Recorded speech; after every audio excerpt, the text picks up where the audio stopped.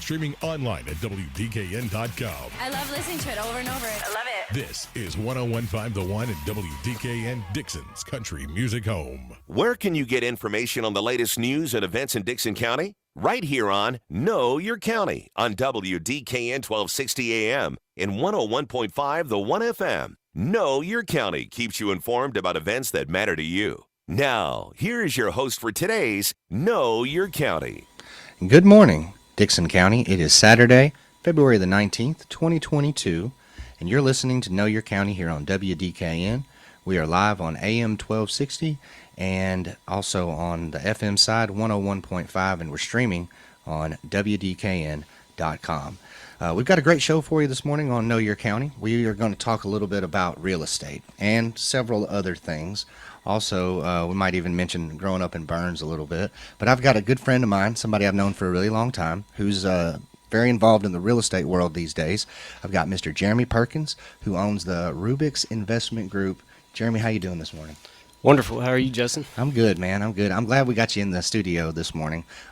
Real estate is something that we talk about from time to time here on Know Your County. We have lots of different real estate agents that come in, brokers, people that are on that side of things. But I think it's cool this morning that we got somebody who's on the side of building to come in and share some thoughts on building houses and Dixon County in general. Now, before we get into the subject of today's show, I always like to start off with giving the guest a chance to tell a little bit about themselves. So we probably got people listening who may be thinking, I may have met this Jeremy Perkins before. Maybe I know his mom, his grandma, or whatever. But take just a few seconds here, a few minutes here, and just tell the people a little bit about your background, and we'll kind of go from there. All right, so I'll just start with my name. My name is Jeremy Perkins. Grew up here in Burns, Tennessee. Started going to Burns Elementary and kindergarten. I think we were like the second or third class from the new elementary school there. And my family-wise, my granddad is Harold Gilliland. His wife Jean Gilliland. My mother is Ruthie Perkins. My father is Jay Perkins. Uncle Foy Gilliland. A lot of people know him as well around the community. And his wife Cindy Gilliland. And my sister Holly Perkins. And of course my wife Jennifer Perkins. And that's about it for my immediate family. So you grew up in Burns, and I grew up right down the road from you, not too far. We both grew up in the Burns area. We played Little League down at the old Burns Park, and I've got some really good memories of your grandfather. He was a Little League baseball coach, and something that I guess he decided to do later in life as he became a grandpa. He started coaching these teams, and I loved him. He was a great guy. I was lucky to get to play for him. And if I remember correctly, he had a baseball field in his backyard. Tell me a little bit about what that was like, having a grandpa who was, he seemed to be just a great guy who got involved in your life and not only coached your team, but built a baseball field in the backyard that we would get to come and play on. Absolutely. So my granddad was very driven, very motivated. Anything he did 100%, including coaching our baseball team. So for several years, as you mentioned, you and I played baseball together with him. And one year he decided, I'm tired of trying to fight for time on this field in Burns. There's so many teams. Like, we only have an hour a week. It's just not enough. If we're going to be champions, we need to practice every day. So he said, let's build a field. Let's build a baseball field in the field. I was like, okay, let's do it. So that's what we did. We built a field out there.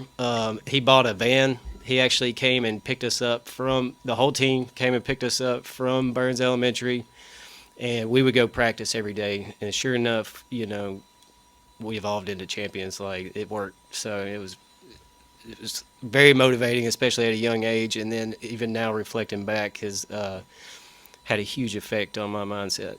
Yeah, and one thing I remember that he always taught us was if you're going to be good, you have to work at it every day. And that was something that he sort of instilled in us, was the constant repetition. And I can remember going home and working on things that he had showed us how to work on at the house. And he really taught us good work ethic, and that's really what you look for in a coach. And I think a lot of us, when we look back, we think of, our high school coach or middle school coach. But, when I think about who inspired me to get into coaching, and I do a little coaching nowadays still, and I love giving back to the kids and being involved with them. But I always look back to him as an example of somebody who inspired me to kind of do what I'm doing. Because I look back and I think, he didn't have to do all that stuff that he did. He would have little parties for us, and we'd swim in the pool, and he'd order pizza. And, he made it not just about the sport, which, you'll get burnout if you get an adult who's just trying to constantly make you work. But he made it fun, and he made us understand why we were doing it, and we did eventually become champions. And I found some pictures recently when my mom was cleaning out the attic of him and us, and it was just a really, really cool time, and it was really important. And I appreciate people who gave back to us in the community back then, and hopefully we can kind of do that going forward. But he was a big deal in the Burns community, and he did some other things too, as far as, he had a business and things like that, and so he gave back to the community. You want to talk about that just a little bit? They may know a little bit about what he did. Yeah, so just real quick, back to your point on like the camaraderie and how important that is. The camaraderie that he instilled in us and in each other. Not only do we work hard together and practice hard together, but we also play together. Like, we communicate together, we ride together after school. Like, everything we did was together in a team effort. That has been another very impactful thing in me as a business person and dealing with the teams that I deal with day to day. And I think it's very important. I think a lot of people miss that, and they think they can just drive people, but leading people and being with your people every day is just, I can't say the value. I don't think you can place a value on that. And so that's one of the things I really appreciated about, and I'm glad you brought up about what he did for us and instilled in our minds back then. So. Well, in sports and that kind of mindset kind of leads over into business too. And so I think not only did it inspire us back then to work hard and be champions, but I think it inspired, us to do what we're doing today and to work hard and to remember those life lessons. We're here on Know Your County this morning. We've got Jeremy Perkins in the studio with us, and we've just kind of been reminiscing on our time growing up together in the Burns area. Jeremy owns the Rubix Investment Group, and he's going to tell us a little bit about that on the other side. But we're up against a break, so we're going to take a break here on Know Your County. We'll be right back here on WDKN. Business internet is a must. Paying bills, sending emails, updating your website, running social media campaigns, even your phone and credit card machine need reliable internet. But your options are limited, and every provider has its drawbacks. That's why RFC Broadband for Business is here. A truly local business offering wireless high-speed internet options for your business. Affordable prices, no wires, no contracts, no data caps. RFC Broadband for Business, 615-375-8662 or rfcbroadband.com. Simple billing, rural coverage, and again, no contracts or data caps. It's all designed with you in mind. See the difference a local company makes. RFC Broadband for Business, 615-375-8662 or rfcbroadband.com. Currently not available in all areas. Call for availability. In times of joy, in moments of grief, broadcasters come through, even when all else fails. Today, with more ways than ever to experience the moments that transform our lives, Americans still choose broadcast radio and television more than all other media combined. We are the local broadcasters of radio and television, reaching more people, touching more lives. Brought to you by the National Association of Broadcasters and this station. And we're back here on Know Your County. We've got Jeremy Perkins in the studio with us. Jeremy's a local guy, grew up in Burns. He and I both grew up in the same little area there, and we played Little League sports together, and we were just kind of reminiscing on that time, and we talked about your grandfather, Harold Gilliland, who, meant a lot to us as, of course, you as a grandfather, but me as well as my coach. And, I got into coaching sports, and I coached the Dragons soccer team a little bit in my free time, and I like to give back to the kids, and it's because of guys like Mr. Gilliland who gave back to me. And so it's fun to always talk about the old days and kind of reminisce. But you've come a long way since your early days. You're now into real estate big time. You've got a lot of big projects in the works, and That's been kind of a long journey, though, from what I understand. And it all kind of goes back, if I'm not mistaken, to your first property that you bought, probably about 15, almost 20 years ago now. Tell me how you bought your first property, and then how that kind of took you on your real estate journey, and kind of how you got into real estate. So I bought my first property as, a house to live in, but also with the mindset of I could live here. I was also doing construction at the time. And so I thought, man, I know how to fix things up, so I could live here, fix it up, sell it, make a profit, and then try to just, work my way up to a better house was kind of the initial idea behind it. If I can sell this and then this is a 1-bedroom, if I can sell this and go to a 2 or 3 bedroom, maybe over time I'll eventually land in the house that I'll stay in forever, and, with the idea of having it paid off. So that was really my only thought originally getting into it. So I bought my first house here in Dixon at East Hills Village. It was an 800 square foot condo, 1 bedroom. I figured 1 bedroom so none of my friends could move in, but they all slept on the couch anyway, so that didn't really work out. But so I fixed it up for a year, turned around, sold it, made a good amount of money. I thought, man, I made actually more money than I ever imagined I was going to make. And I thought, man, this is it. Like, I found my calling. So I'm going to go big. Bought a 3-bedroom house. Was going to do the same thing. Ended up getting one of those Fannie Mae interest-only ballooning, absolute nightmare loans with the attitude of who cares? I'm only going to be here a year anyway. I'm just doing this to flip it. And then, of course, that was 2008. The economy crashed, and I still own that house today. So, which has actually turned out to be a pretty good rental house over the years, but that's a long story there. So you buy your first property and you sell it, and you realize that this is something that, you can make money off real estate. And so it caused you to want to get into it a little bit more. And then you got your second property. And then kind of where did you go from there? What did you do for a living at that point? Because I know what you do now, but kind of what were you doing back then to make your money? So economy tanked, obviously. So real estate was out of the question. I thought to myself at the time, I thought this was a good idea, but actually I'm an idiot. And there was no more construction, so the construction went to crap. So I went to work for a wholesale distributor in Nashville in the swimming pool business. A buddy of mine had worked at a pool store here in town for a little while in our teenage years, and that's where he was working. So I thought, man, I'll get on up there with him. So I started in the warehouse up there working for the distribution center, loading trucks, things like that. Worked my way up to sales over a few years. Got into sales, was dealing with contractors every day in the swimming pool business. Was, learning a lot about business. I would say that the way I put it is that was kind of my college. I never went to college, but it was my college because I learned operations in the warehouse. I learned sales in the office. I learned accounts receivable, accounts payables in the back office, just as just from dealing with sales, you got to deal with that too. I learned upper management.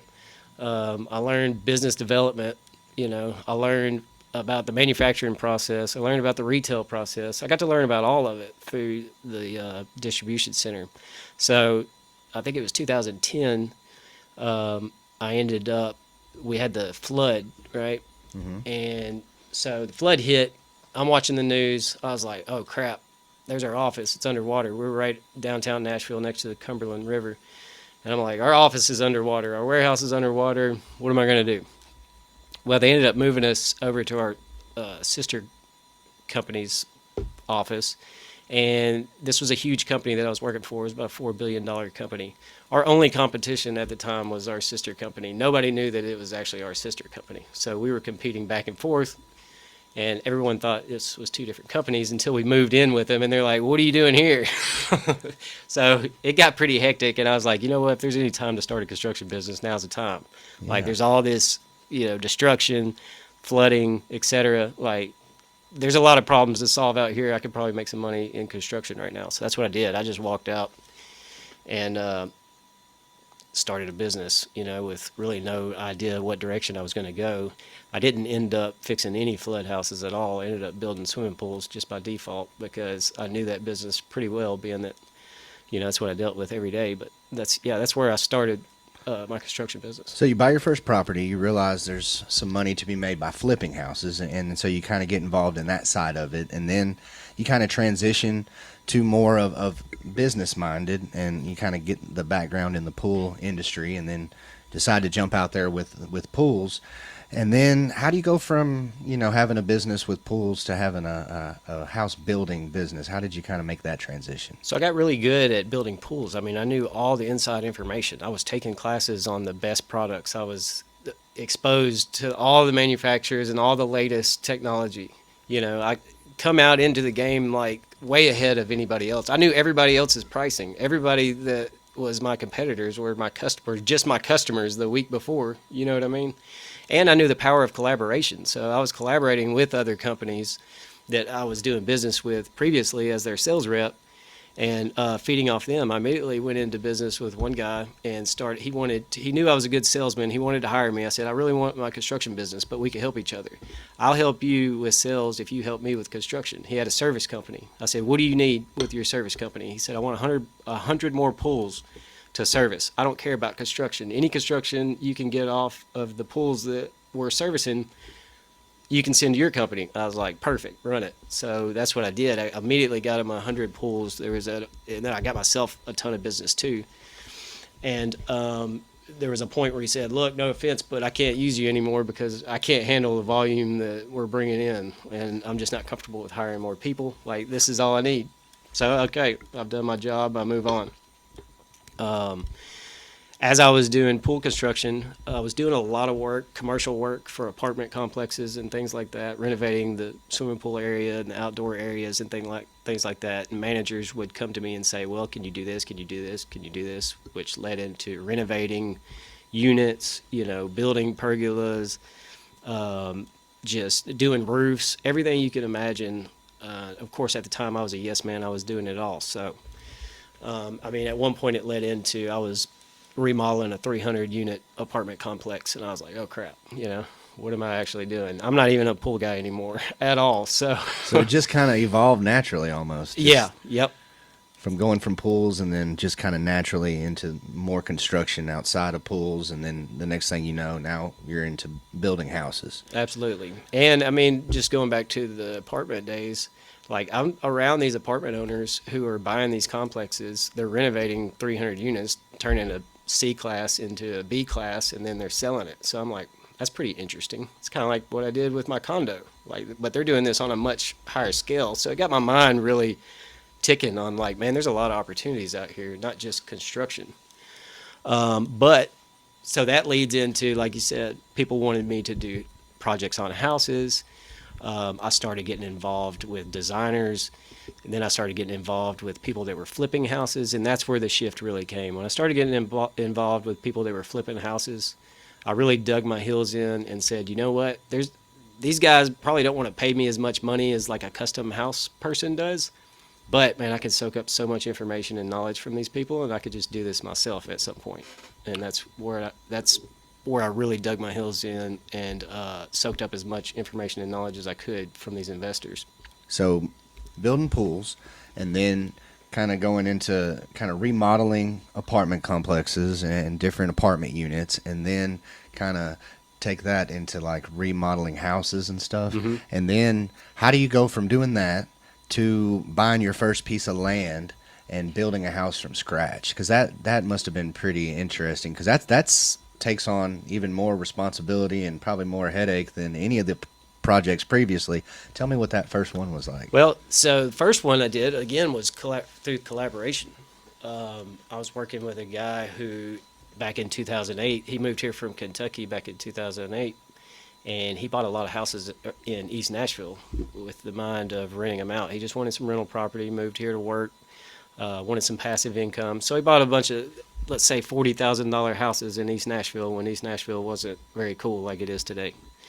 And it was cash flowing. He was like, this is cool. Like, this will work. Well, unbeknown to him, he was sitting on a gold mine. So once we hooked up this was probably 2015 or 16, we started knocking these houses down. Him and I together started knocking these houses down and building houses, and he was selling them. He was using me as as a contractor. He actually had his contractor license too. He was a real estate agent and had his contractor license, but he didn't know. He knew more about real estate than he did construction. So I was his go-to guy. We would do it together, and we would knock him down, build, sell, knock him down, build, sell, and then he would move into one every 2 years to benefit from the tax advantages of bouncing around. And that's where I really learned a lot and about new construction and the possibilities, and also about some of the tax advantages and things like that, and investment strategies. He was also involved in, single family rentals, Airbnbs, corporate rentals, things like that. So I soaked up as much as I could working with him for several years, until eventually Dixon got to the point where this was the place to invest, and we come over here. We started building houses here in Dixon. So. Tell me, it's really interesting about that evolution, how you go from, buying your first property, 800 square feet, and then the next thing you know, now you're involved in all these different things and working in Nashville. And then, Dixon does kind of blow up, and it becomes the place to go. And it definitely is. You got a lot of people looking to move here. We're up against a break here in just a second. Actually, let's go ahead and take that break, and we'll come back. We've got Jeremy Perkins here with us this morning. We're talking all about real estate. I'm really enjoying this conversation. I want to ask you a little bit more about specifically Dixon County on the other side of this break, but you're listening to Know Your County here on WDKN. Business internet is a must. Paying bills, sending emails, updating your website, running social media campaigns, even your phone and credit card machine need reliable internet. But your options are limited, and every provider has its drawbacks. That's why RFC Broadband for Business is here. A truly local business offering wireless high-speed internet options for your business. Affordable prices, no wires, no contracts, no data caps. RFC Broadband for Business, 615-375-8662 or rfcbroadband.com. Simple billing, rural coverage, and again, no contracts or data caps. It's all designed with you in mind. See the difference a local company makes. RFC Broadband for Business, 615-375-8662 or rfcbroadband.com. Currently not available in all areas. Call for availability. In times of joy, in moments of grief, broadcasters come through, even when all else fails. Today, with more ways than ever to experience the moments that transform our lives, Americans still choose broadcast radio and television more than all other media combined. We are the local broadcasters of radio and television, reaching more people, touching more lives. Brought to you by the National Association of Broadcasters and this station. We're back here on Know Your County. Here in the last segment, we only have a few more minutes. I'm really having a great conversation here with Jeremy Perkins. We started the show by talking about growing up in Burns, and he and I were friends way back when we were young kids, and to see all the things that he's done, and to see this evolution of how he's gone from owning one property to creating this business for himself, Rubix Investment Group. Tell me a little bit about that. What exactly is the Rubix Investment Group? So when I made the transition of working in Nashville to solely dedicating my time to Dixon, and actually maybe a little bit before, my wife and I started, I said, you know what, I really want my wife to be involved. She has a passion for real estate. She has a passion for investing. Like, let's do this thing together. So my wife and I collaborated, again, collaboration. My wife and I collaborated together, and we started Rubix Investment Group with the mind of just solving problems, man. I mean, that's where the name came from. It's a Rubik's Cube. So the whole idea behind investing or entrepreneurs or business or anything, bringing value to community, is really just solving problems. So that's where the name came from, just as a little backstory. But when we first started here in Dixon, we were flipping houses, is what we initially started doing. We started flipping houses with Rubix, and we also started Synergy Storage, which is self-storage business that we own in Burns, Tennessee. And our idea was to flip houses. Initially, we sold one, and after that, we just ended up holding everything we bought and doing the BRRRR method, which I could go into, but it's basically where you just buy, rehab, you renovate, refinance, and then you rent it out and repeat. So it's BRRRR. So that's what we did. So we ended up building up a small portfolio of single-family rentals, and we built and held a 224-unit self-storage facility is what we first started doing. After that, we started building houses. We went from doing rentals to building houses here in Dixon and buying property and dividing it up and, building it out. We've done several, single build lots throughout the county, throughout Dixon County, City of Dixon, Burns, etc. We're working on a 46-acre tract of land where we've subdivided it in Burns into 9 5-acre lots. We're building that out currently. And then we're actually about to start our second phase of Synergy Storage. We're adding another approximately 50,000 square feet to that facility, since that facility is leased out and at capacity. The demand is high enough there in Burns that it can support another facility. So we have a phase 2 going there. We're doing a 2-story climate control building. We're adding some drive-up units in the back and doing about 73 RV parking spaces on the adjacent 3-acre property. We're also looking at building some apartments. We've got property close to Walmart that we're looking at building, 80-something apartment units over there to provide some housing that's needed here in the area. As no one can find any rentals, so we're gonna try to achieve, that with that product over there as well. So that's kind of what we have going on. You guys got a lot of things going on, and it's been really interesting for me to see kind of how it's been built, and then how it's going to grow. We're almost out of time here. We got a couple of minutes, just kind of on the way out. This is Know Your County, so we focus on Dixon County, and now we've got you out here, building some properties within the county, and there's some good properties, and I think everybody knows that Burns is considered one of the nice places in Dixon County. A lot of people want to live there. It's very convenient to get from Burns to Nashville. And so you've got some homes you're building out there, but they tend to be kind of the bigger houses, on the bigger pieces of land. And I think people appreciate that. When you look at the census records from 2010 to 2020, we did add quite a few people, I think close to 10,000 people. But most of those people are people who are not exactly young families. We've got a lot of retirees, people moving from out of state, and a lot of them are looking for some of these bigger houses, and people moving from Nashville to come out here. What do you see as, where do you see Dixon going? I know it's probably changed a lot since, you got started actually before, the big recession, and then so you saw the market really dip, and then saw it come back, and then I think over the past few years, I think for anybody who's been involved in real estate, bought or sold a house, it's no secret that the market here has changed quite a bit, and it's really been fascinating. Talk about that just a little bit on the way out, about how you've seen it change, and maybe what you see it going to in the future. So I really think that, being as close as we are to Nashville in that proximity, I really see this being a thriving community. Yeah, I think it is a thriving community. I think there's a lot of growth potential here.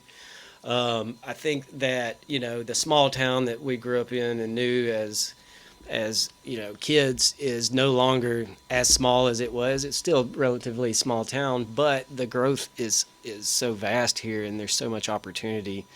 And all these businesses that are coming into Nashville. Nashville's just expanding out, and we're so close. I mean, we're 30 miles outside of Nashville, so we are getting the people that are working in the high rises downtown, that are working in the Amazons and those different kind of places. And I am building bigger houses. A lot of people ask me why I would build a big house when I could just build a small spec house. Well, I mean, our whole business is based on bringing value. So how do we bring value to our community? We mentioned that my granddad, I don't know if we got much into it, but my granddad and my uncle started a drug rehab business here in Dixon, and they helped a lot of people, and they brought a lot of value to this community. Well, I'm not so much built to be a counselor or in that side of the business, so how else can I bring value to the community? And I think the best way that I can bring value to this community is to bring good community members into the community. And I think by default, by bringing good community members into the community, it solves some of those issues of drug abuse, alcohol abuse, domestic violence, crime, et cetera, et cetera. And that's one of the main reasons why we try to go above and beyond and give such a good product, is because we're building up the equity of the community that already exists here, and everybody around us is profiting from that. We're providing value to our subcontractors, our vendors, and everyone like that. I have 35 subcontractors I work with every day. They all have 5 to 10 people and employees that work with them. So if you do the math, look how many mouths we're feeding just in that area, as well as our vendors. And then at the end of the day, the people that are buying our houses in these upscale neighborhoods, them and being successful people themselves are just adding more value themselves to this community and serving in this community in multiple fashions. And so in a quick explanation, that's why we're doing it. You know, we could probably make more money building small houses. You know, I could take a 46-acre property and build 80,000 square foot houses if I wanted to. But our deal is not, you know, it's not always money driven and greed. Our deal is like, how do we solve problems? We're professional problem solvers. And how do we bring value, and how do we solve the problem of, you know, creating a better community around us? And that's what we're trying to do in every facet.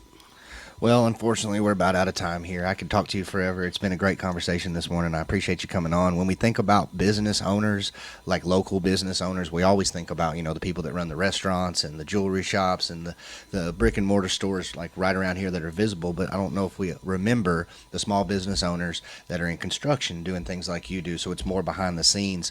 But we definitely want to have more business owners on Know Your County and from all different aspects of business. And so it was really cool, I think, today for you to be able to get on the show and kind of tell people your side of things and what you do. And I appreciate you coming on and helping me out and be on the show today. So thank you very much, Jeremy. I appreciate you coming on the show.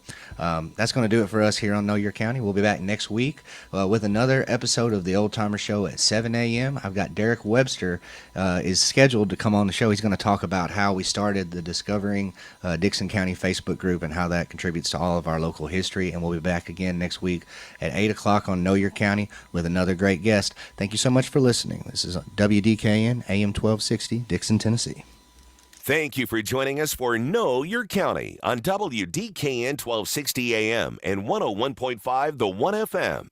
Tune in each Saturday at 8 a.m. for more interviews and information on what's going on in Dixon County.